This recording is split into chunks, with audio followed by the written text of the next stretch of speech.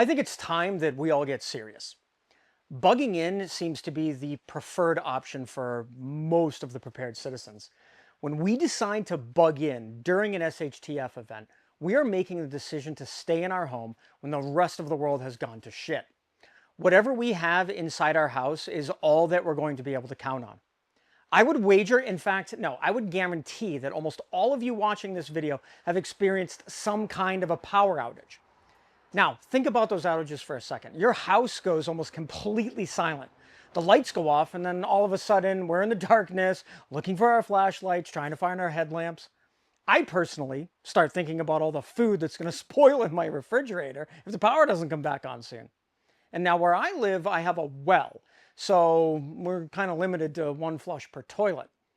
In a true situation, comfort that we have inside our homes has now become a calculated expense. Everything that we do becomes exponentially harder. All of a sudden, cooking turns into making food that uses the least amount of fuel. Meals are going to be planned instead of just grabbed out of your pantry. The temperatures are going to start to drop inside your home. Conversations with your loved ones and your family is going to go from, hey, honey, how was your day? To, how low is the water barrel? Is the door locked? What the hell was that noise outside? I'm cold, I'm hungry. In today's video, we are going to be talking about what it's like to really have to bug in, the challenges that we are all going to face, the hardships that, well, we're definitely going to endure, the mental resilience we're going to have to make it out of this alive. Now, before we get into it, I want to really quickly thank Scott Blake and Robert Clifton, who are new Patreon members. Guys, your membership goodies are in the mail. I promise you, my wife just sent them. And of course, Evan, Glenn, and Michael, who are our channel members here on YouTube. I wanted to have the world map up kind of digitally in here, but I ran out of push pins, so I can't mark everybody yet. It is still so amazing to me that so many people, literally all over the world, watch this channel. Guys and girls, thank you so much. Most people have about 3 days worth of actual nutrition in their homes. Sure, there might be, cans of spaghetti sauce, but real balanced food? Yeah, 3 days. Most of you know how fast grocery store shelves can get emptied when people think the shit's about to hit the fan. I've never seen it myself, but my wife does work as a manager at a grocery store, and she has witnessed firsthand how panic buying kicks in literally the moment that people think that they're going to run out of toilet paper. Having the right kind of food at home is really the first step in being prepared to bug in. You guys, well, it's hard to explain, but you have to remember it's not about calories. We need proper nutrition and protein. So things like freeze-dried meals, canned meats, or survival buckets like the ones from American Reserve are essential if you guys plan to bug in. Water.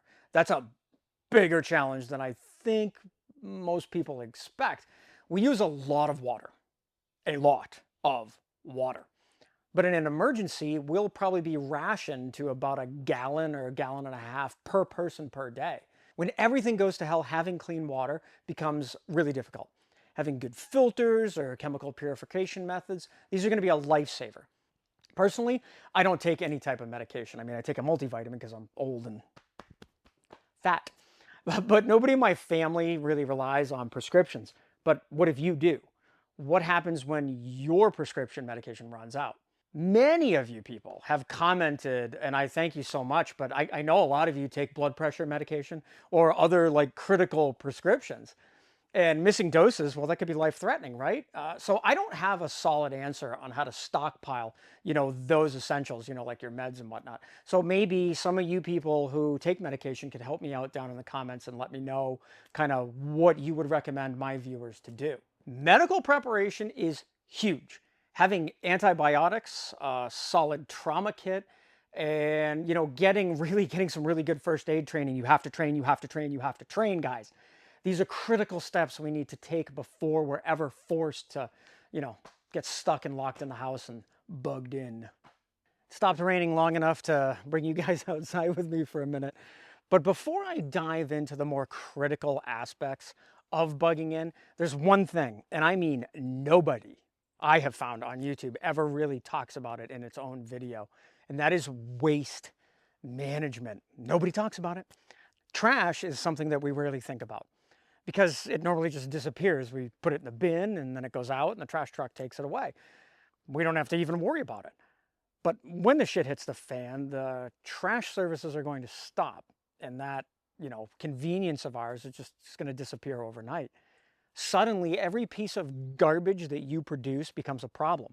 You have to decide how to store it, dispose of it, or otherwise manage it without attracting pests or creating smells, contaminating everything else, or killing yourself because of bacteria. If you look at other countries or other regions around the world where the waste removal is like unreliable or kind of non-existent, again, if you live there, please let me know.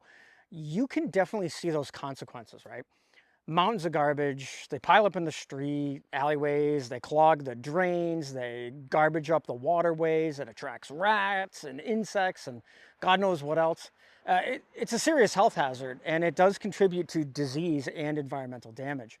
And that's exactly what's going to happen to you if you're piling trash up inside your home. I don't think I have to tell you guys this, but food scraps, they rot and they draw in pests, flies and rodents. Plastic packaging and other waste can, really stink up your yard, and that's gonna, have people zone in on you. Managing your refuse poorly can turn your home or your shelter from a safe haven into like a mortuary. Human waste is an even bigger challenge. Food might be rationed, but people still have to go to the bathroom. If you live in a city with no running water, that means your toilets aren't going to flush. You can't just dump your waste anywhere. Historically, people have resorted to buckets. They dumped them out the window in ye olden times. But these methods came with a lot of serious sanitation problems. Out where I live, things are a little different. Pit latrines or outhouses, I mean, these things have been used for centuries because they effectively take that waste and reduce the contamination risks. Outhouses and latrines, they really do require a little bit of careful construction and maintenance, but they work well if they're properly managed. If you can't handle your waste, it's going to be a problem and you can't ignore it, and you really make an already bad situation far worse. Security. We talk about security all the time on this channel, and it isn't that simple. We have to protect what keeps us alive: our food, our water, our supplies, and most importantly, I think, our family. Now, I know everybody preaches community, neighbors, whatever, but let me tell you this. Communities hold together for a few days. After that, tensions rise when your supplies run low, and people who were once your good friends or maybe even your good neighbors, they could potentially turn violent. Our goal is to keep a low profile and avoid showing the world you are prepared. Keeping your cooking signature low. I mean, people can smell food, when they're really hungry from miles away. If you have a generator, remember that noise travels far when there's no other sound or planes or whatever to cover it. We want to keep our light signature to a minimum after dark. No campfires, no headlamps. Remember, the world is going to be dark. If we don't have street lights and everything else and just the moon and stars, it's going to be very dark. And you're going to be able to see a headlamp or whatever, from miles away. Now, physical security must focus on your weakest access points. Standard door locks and window latches, those are not going to hold up when somebody boots your door in. You need to reinforce those entry points with door jamb plates and, anchor bars, whatever, what have you. Now, I do already have, oddly enough, a video about securing your home, and I will put that down in the description. And as far as like outside security goes, like this whole big area out here, tripwire alarms, motion activated lights, trail cameras, all these things will give you good warning ahead of time so that you can respond to those threats a little bit, quicker. Big shock, I also have a video on that. Home defense requires thorough preparation. Designated safe rooms stocked with all your comm devices, your supplies, your ammunition. But you need to understand the difference between concealment and cover in your home. You need to practice reactionary drills for different threats in different scenarios so that everybody in your group, your family or whatever, they know their role under stress. You guessed it, I also have a video on that as well. I've taken various security courses, and I see a clear difference between homes with layered security in place before a crisis and those relying on, just improvisation, just spur of the moment kind of thing. You need to identify your security vulnerabilities long before the shit hits the fan. I know that sounds, common sense and but just not a lot of people do it. Now, when you're bugging in for the long haul, it's not enough just to have, your supplies. You need those systems in place to keep those supplies viable. That means you have no other choice but to build redundancy into things like your power setup, battery banks combined with solar chargers. Now, these things that they let you keep your crucial electronics like your comms and drones or whatever running without burning fuel from your generator nonstop. Generators are great for heavy loads, but you have to run them kind of sparingly, kind of back to what we said before, that noise draws attention, and you don't want that. But beyond power, I mean, water management. I know we touched on it a little bit, but rainwater catchment systems and recycling that gray water, this can really stretch your water reserves. But they require planning and they require a lot of maintenance. And the discipline around water use becomes critical as you're trying to balance, staying hydrated, keeping clean, and having your toiletries and sanitation needs. Mental resilience. I mean, guys, this is not talked about far enough. I just did a video on it, didn't do so good, but mental resilience is so vital. Stress from scarcity or lack of comfort, it wears you down faster than the physical shortages of food and water. You need to learn to distinguish what's essential from what's comfort. Holding on to those small routines and those little comforts, man, they can really keep your morale steady and up through really extended brutality.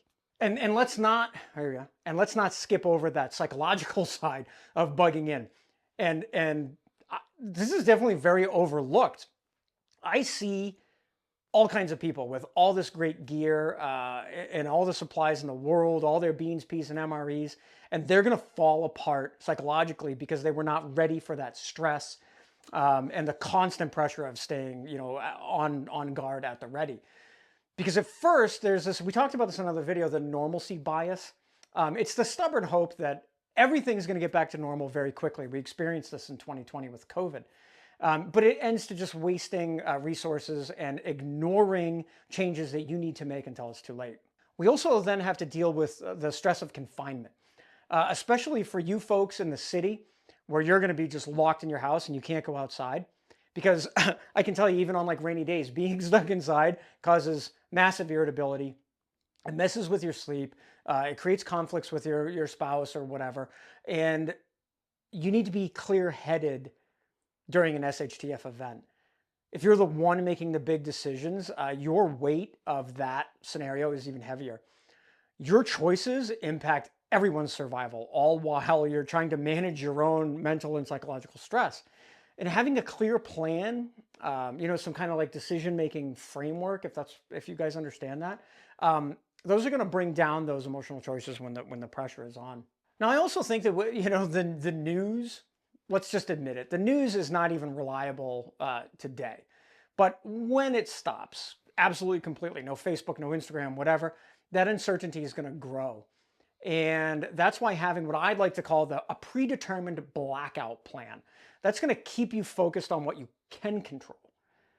The psychological toll includes both, trying to think of the word here, like low level vigilance and constant awareness to avoid all these like surprises. And also a high level threat awareness. The very real possibility that someone might actually try to harm you, kill you, or steal all your stuff. Now, from my training and experience, with SHTF situations, I would say around week 3, things, they're going to get really tough. Your adrenaline's gone and that reality really sinks in. And you hope things are going to return to normal, but it's gone. And that's when, despair, conflict, breaking your SOPs, this is all going to happen if you're not prepared.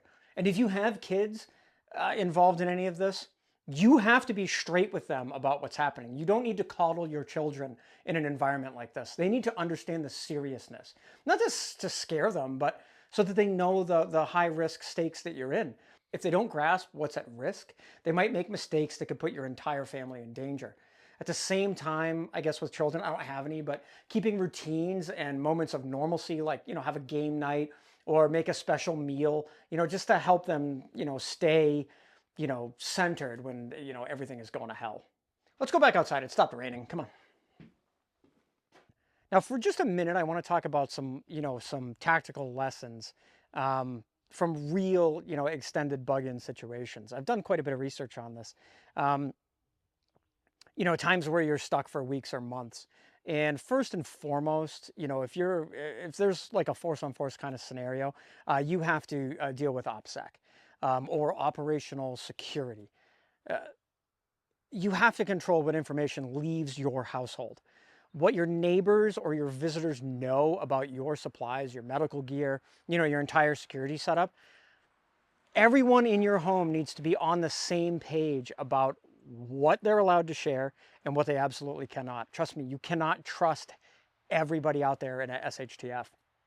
This kind of strict communication discipline can keep you off of somebody else's radar and away from, potential, gunfights and, people stealing all your stuff. Now, this isn't exactly tactical, but it is important to mention fire. So one thing I'm terrified of fire. One of those risks that you don't want to screw around with it. Trust me. When emergency services, the fire department isn't coming, a little teeny tiny grease fire can turn into a massive disaster. If a fire breaks out inside your house, you need to put it out. You always need someone watching while cooking is happening, and heating areas, fires and stuff. You need to have a fire watch. You should have fire extinguishers nearby to make and really make sure that everyone knows how to use them. You should have your exit. I mean, a fire drill. We used to do this back in school when I was a kid. We always had fire drills. You got to know your exits, what to grab, because a fire in your bug out place. I mean, we're talking total loss. You're going to lose everything that you've worked so hard to to keep. Preventing these fires before there's even a possibility of them starting, it's one of the most important things you can do. Because let's face it, you guys know, I don't bullshit you. Extended emergencies suck. And we can be very fortunate that most of us have never had to experience a true life-changing SHT, event. But if it were to happen, you need to remember this: nobody is coming for you. We have to rescue ourselves. We've got to be ready. You need to have all of the systems that we talked about in place before it happens. A lot of people in the world, in fact, I would say a good majority of people in the world, they look at preppers as, it's an icky word. They just imagine people who are hoarding, all this food and toothpaste and toilet paper. And I'm just telling you guys this: we have to change the world's mentality. Prepared citizen. Being a prepared citizen, it's all about building discipline, having all kinds of fallback plans, the ability to stretch all of your resources, knowing how to defend yourself and your loved ones against any type of attack. Don't forget to help answer some of the questions that I proposed in this video down below in the comments. If you have enjoyed this, thumbs it up and hit that subscribe button, please and thank you. And I would also appreciate it if you guys would at least head over to my Patreon and give it a once over. Check it out a little bit for me.